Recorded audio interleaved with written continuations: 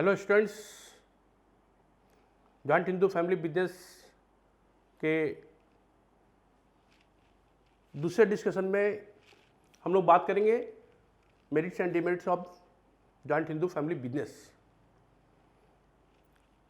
ठीक है, ये डिफिनेशन आपने इसके पहले वाले क्लास में भी देखा था, लेक्चर में देखा था। अभी हम लोग इस पॉइंट पे डिस्कशन करेंगे मेरिट्स। जॉइंट हिंदू फैमिली का बिजनेस का मेरिट्स क्या होता है। फ्रीडम फॉर लीगल फॉर्मेलिटीज, व्यापार को प्रारंभ करने के लिए किसी भी तरह के लीगल दाव पेच के अंदर नहीं जाना पड़ता है। No need of any legal formalities are there.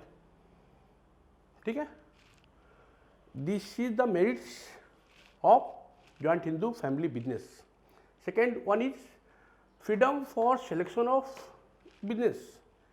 आपको अभी हमने कहा कि इसका जितना भी मेरिट्स और डिमेरिट्स है, लगभग अधिकांश शोल ट्रेडिंग या प्रोप्राइटरशिप बिजनेस के मेरिट्स और डिमेरिट्स से मिलता जुलता है। Freedom for selection of business, इसके अंदर व्यापार के चुनाव की स्वतंत्रता होता है। आप किसी भी तरह का व्यापार को चुन सकते हैं, सिलेक्शन कर सकते हैं, वो आपकी मर्जी है। कोई प्रेशर नहीं है, कोई दबाव नहीं है, कोई किसी का सलाह का जरूरत नहीं है। आपको लगता है कि किस तरह का व्यापार हमारे लोकेलिटी में, हमारे क्षेत्र में, हमारे मार्केट एरिया में चलेगा, आप वो व्यापार चालू कर सकते हैं। नेक्स्ट है फ्रीडम ऑफ डिसीजन मेकिंग। उसमें भी था कि decision, quick decision, sole trading में था क्विक डिसीजन, इसमें फ्रीडम टू डिसीजन मेकिंग।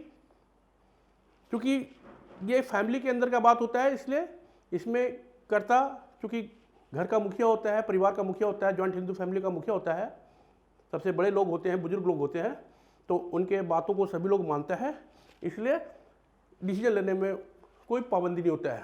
अगर कर्ता डिसीजन ले लिया, इसका मतलब पूरा जॉइंट हिंदू फैमिली डिसीजन ले लिया। ठीक है, नेक्स्ट है efficient control and management. Control और मैनेजमेंट के हाथ में होता है। डायरेक्ट रिलेशन विद कस्टमर्स, क्योंकि ये बिजनेस छोटे पैमाने का होता है, लोकल बिजनेस होता है, तो कस्टमर से डायरेक्ट इंटरेक्ट होते हैं हम लोग। कस्टमर से एक फैमिलियर रिलेशनशिप जैसा बन जाता है। ठीक है, तो डायरेक्ट रिलेशन विद कस्टमर होता है। इकोनॉमी, ये कम खर्चीला बिजनेस है, इसे फालतू खर्च कम है, एडवर्टीजमेंट वगैरह करने की जरूरत नहीं होती है ना। बहुत ज़्यादा transportation cost, advertisement, distribution, packing cost वगैरह का जो खर्चा वो बच जाता है। इजी टू गेट लोन, क्योंकि इसमें पर्सनल टच होता है। कर्ता जो है पर्सनल टच के आधार पर लोन लेता है, आसानी से उसको लोन मिल जाता है। इनहेरिटेड गुडविल, जैसा कि अभी बताया कि कर्ता के मर जाने के बाद जो घर का दूसरा बड़ा परिवार का सदस्य है, दूसरा सदस्य जो है, जो सीनियर है, वो कर्ता बन जाता है। तो इस तरह से ये पीढ़ी दर पीढ़ी चलता है। तो एक पीढ़ी को दूसरे तीसरे पीढ़ी से फायदा होता है, उनके द्वारा किए गए काम का अनुभव मिल जाता है। तो और उनके द्वारा प्राप्त ख्याति का भी मिल जाता है कि नहीं भाई, वो दुकानदार अच्छा है, उसके बाप दादा दुकान चलाते थे, अभी बेटा भी चला रहा है, बहुत अच्छे से चला रहा है, तो ये पारिवारिक ख्याति मिल जाता है। सेक्रेसी, जैसे सोल ट्रेडिंग में सेक्रेसी था, उस तरह से हमारे जॉइंट हिंदू फैमिली बिजनेस में भी सेक्रेसी रहता है।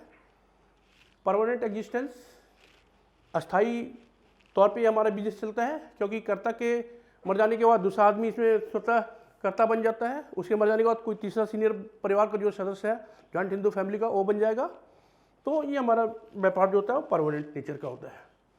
These all are the merits of joint Hindu family business. और ये डिमेरिट्स है, अनलिमिटेड लाइबिलिटी ऑफ कर्ता का दायित्व असीमित होता है। अगर उसका बिजनेस में लॉस हो रहा है तो उसको सारे संपत्तियों को बेच के देना पड़ेगा। लिमिटेड कंट्रोल, क्योंकि परिवार में बहुत सारे सदस्य होते हैं, लेकिन कर्ता का बात सारे लोग को मानना पड़ता है, इसलिए कंट्रोल लिमिटेड होता है। Limited management abilities, final decision कर्ता का होता है, इसलिए अकेला डिसीजन मेकर और मैनेजमेंट को कंट्रोल करने वाला वही होता है। सेक्रेसी क्रिएट्स डाउट, गोपनीय बातों से क्या होता है, संदेह पैदा होता है, डाउट्स क्रिएट होता है, ऐसा सोल ट्रेडिंग में भी था। मिसयूज ऑफ पावर, कभी कभी कर्ता क्या होता है, परिवार के सदस्यों के बीच में वो एक तरह का पक्षपात करता है।